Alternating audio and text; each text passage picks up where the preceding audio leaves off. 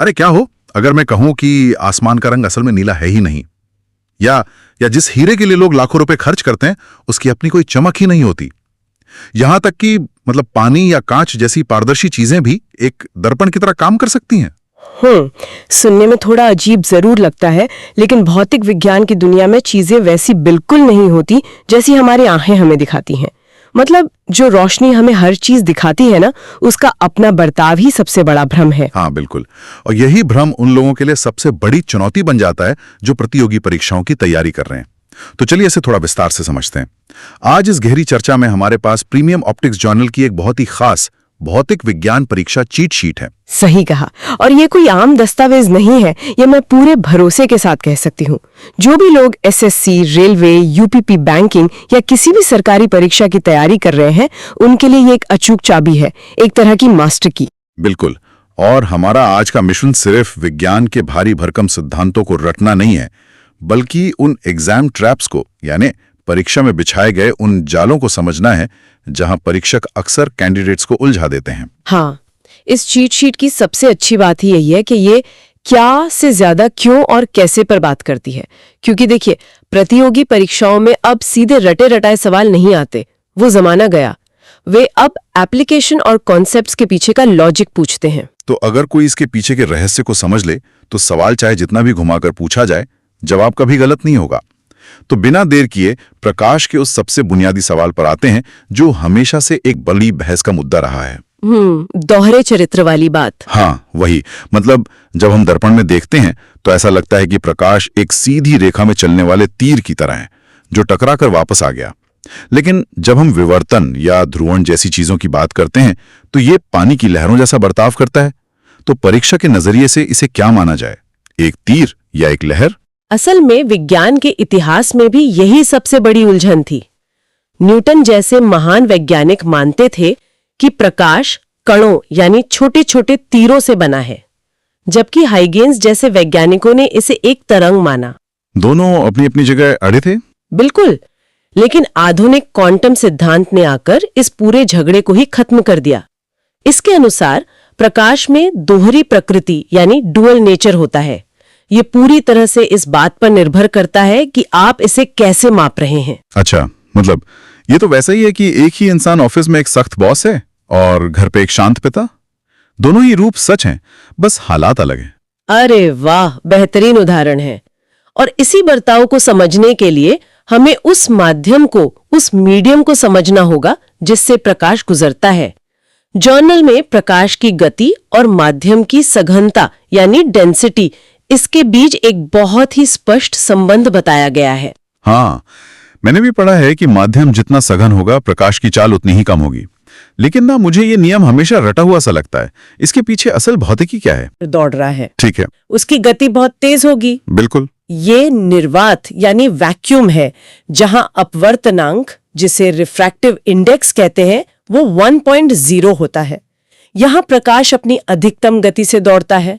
अब सोचिए कि वो व्यक्ति दौड़ते हुए घुटनों तक गहरे पानी में चला जाए, पानी उसकी गति का विरोध करेगा ना? हाँ, जाहिर सी बात है, वो धीमा हो जाएगा। और अगर वो व्यक्ति छाती तक गहरे पानी में दौड़ने की कोशिश करे तो गति और भी कम हो जाएगी, मतलब लगभग रेंगने लगेगा। एकदम सटीक। यही प्रकाश के साथ होता है। निर्वात में सबसे तेज, फिर हवा में थोड़ा धीमा। जब हवा से जल में प्रवेश करता है तो और धीमा हो जाता है, और इसी कारण किरण अभिलंब यानी नॉर्मल की ओर झुक जाती है। अच्छा, तो सघन माध्यम में मुड़ना इसी वजह से होता है। हाँ, फिर कांच जैसे और भी सघन माध्यम में ये गति एकदम न्यूनतम स्तर पर आ जाती है। परीक्षाओं में जो सबसे ज्यादा पूछा जाने वाला सवाल है वो यही होता है कि निर्वात, वायु, जल और कांच को प्रकाश की गति के आधार पर क्रम में लगाइए। यहाँ एक बात जो मुझे सबसे ज्यादा चौंकाती है, मतलब जब प्रकाश एक माध्यम से दूसरे माध्यम में जाता है तो वो मुड़ता है या धीमा हो जाता है, लेकिन स्रोत में एक ऐसी स्थिति है जहां प्रकाश मुड़ने के बजाय फंस जाता है। हाँ, पूर्ण आंतरिक परावर्तन। हाँ, टोटल इंटरनल रिफ्लेक्शन या TIR। रुको, अगर कांच या पानी पारदर्शी हैं तो प्रकाश उनके आर पार जाने की बजाय अचानक एक दीवार की तरह टकराकर वापस कैसे आ सकता है? पारदर्शी चीज तो आर पार जाने के लिए होती है ना? यही तो इस पूरी घटना का जादू है, और मैं बताती हूँ ये कैसे होता है। इसे समझने के लिए क्रांतिक कोण या क्रिटिकल एंगल को समझना बहुत जरूरी है। मान लीजिए प्रकाश पानी से, जो कि सघन है, हवा की ओर, जो विरल है, जा रहा है। ठीक है। जब वो बाहर निकलेगा तो वो अभिलंब से दूर मुड़ जाएगा। अब अगर हम प्रकाश डालने का एंगल थोड़ा बढ़ाते जाएं तो बाहर निकलने वाली किरण पानी की सतह के और भी करीब झुकती जाएगी।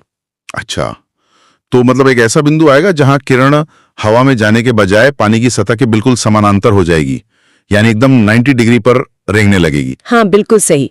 और उसी आपतन कोण को, उस इंसिडेंस एंगल को क्रांतिक कोण कहते हैं। लेकिन असली खेल इसके बाद शुरू होता है। अगर आप उस एंगल को थोड़ा सा भी और बढ़ा दें तो प्रकाश के पास बाहर जाने की जगह ही नहीं बचती। अरे, तो वो जाएगा कहां? हवा उसे वापस पानी में धकेल देती है। सतह एक संपूर्ण दर्पण की तरह काम करने लगती है। प्रकाश बाहर नहीं निकल पाता, अंदर ही फंसकर टकराता रहता है। तो इसी वजह से हीरा इतना चमकता है? मतलब मुझे हमेशा लगता था कि हीरे के अंदर अपनी कोई रोशनी होती है। नहीं, हीरे का अपना कोई प्रकाश नहीं होता। हीरे के लिए ये क्रांतिक कोण बहुत ही छोटा होता है, केवल 24.4 डिग्री। इसका मतलब है कि एक बार कोई भी रोशनी हीरे के अंदर घुल गई तो उसके बाहर निकलने के चांस बहुत ही कम हो जाते हैं। वो अंदर ही ट्रैप हो जाती है। बिल्कुल, वो अंदर ही अंदर उसकी सतहों से पूर्ण आंतरिक रूप से परावर्तित होती रहती है। इसी फंसी हुई रोशनी को हम चमक कहते हैं। कमाल है। और शायद यही कारण है कि रेगिस्तान में या गर्मियों में हाईवे पर मरीचिका या मिराज दिखाई देती है, जहां हमें लगता है कि सड़क पे पानी पड़ा है। हाँ, क्योंकि गर्मियों में जमीन के पास की हवा भयंकर गर्म होकर विरल हो जाती है, रेयर हो जाती है, जबकि ऊपर की हवा ठंडी और सघन होती है। आसमान से आने वाला प्रकाश सघन से विरल की ओर आता है और अंततः पूर्ण आंतरिक परावर्तन के कारण मुड़कर आंखों तक ऐसे पहुंचता है जैसे जमीन पर पानी हो। और ये जो इंटरनेट के ऑप्टिकल फाइबर हैं, उनका सिद्धांत भी तो यही है। एक सघन कोर और विरल क्लैडिंग। प्रकाश का सिग्नल बिना किसी ऊर्जा को खोए फाइबर के अंदर टकरा टकरा के मीलों दूर तक चला जाता है। एकदम सही। मैं तो कहूंगी कि एसएससी और रेलवे के परीक्षार्थियों को इस पूर्ण आंतरिक परावर्तन शब्द को रट लेना चाहिए, क्योंकि हीरा, मरीचिका और ऑप्टिकल फाइबर तीनों की जड़ यही एक सिद्धांत है। परीक्षक लगभग हर साल इन्हीं तीनों उदाहरणों को घुमा फिरा कर पूछते हैं। हाँ, ये तीनों तो पक्के सवाल हैं। खैर, प्रकाश के फंसने की बात तो हो गई, लेकिन जब हम बाहर आसमान की तरफ देखते हैं तो वो नीला क्यों है और शाम को वही सूरज लाल क्यों हो जाता है?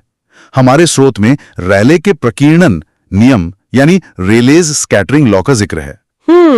जहां तीव्रता तरंगदैर्घ्य की पावर 4 के व्युत्क्रमानुपाती होती है। हाँ, intensity is inversely proportional to lambda power 4। लेकिन ये भारी भरकम सूत्र असल में क्या कह रहा है? ये सूत्र दिखने में जितना डरावना है ना, उसका मतलब उतना ही आसान है।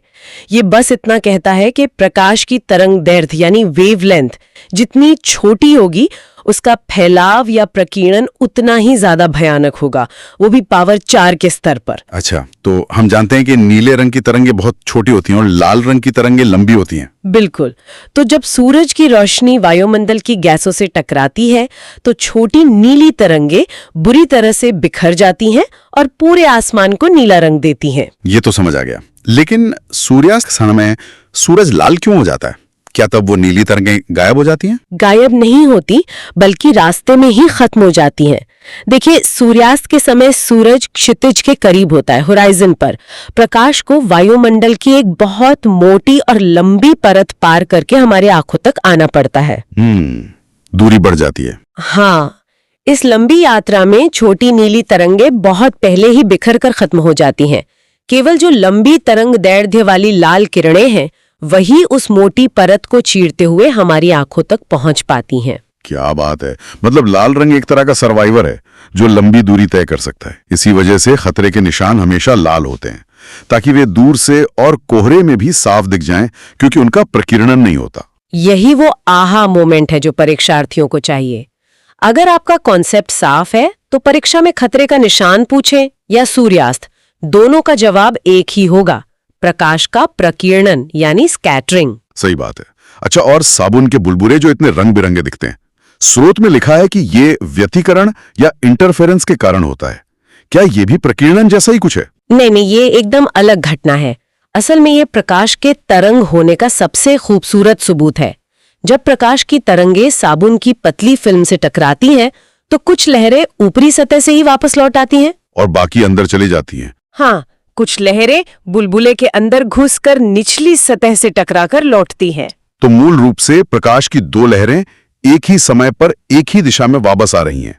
हाँ, और जब ये दोनों लहरें आपस में मिलती हैं, जिसे सुपर इम्पोजिशन कहते हैं, तो वे एक दूसरे पर असर डालती है।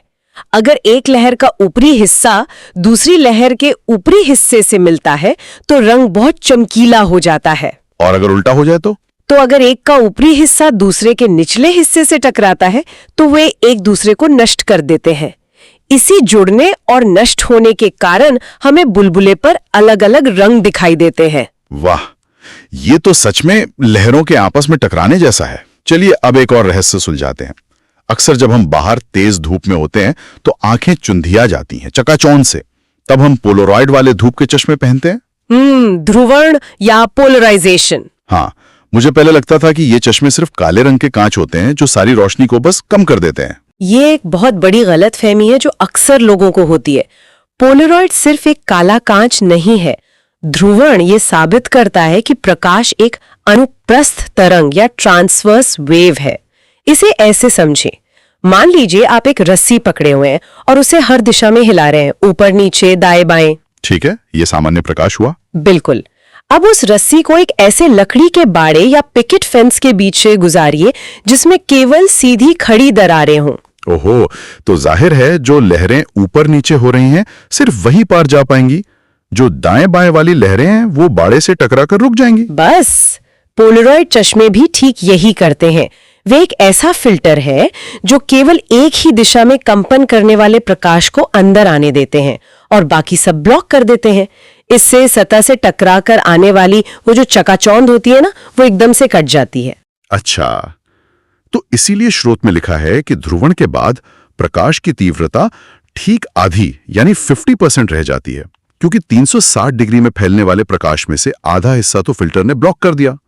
अब मुझे समझ आया कि बैंकिंग और एसएससी वाले इस 50% के नियम पर इतना जोर क्यों देते हैं। ये रटने वाली बात नहीं है, ये शुद्ध लॉजिक है। बिल्कुल।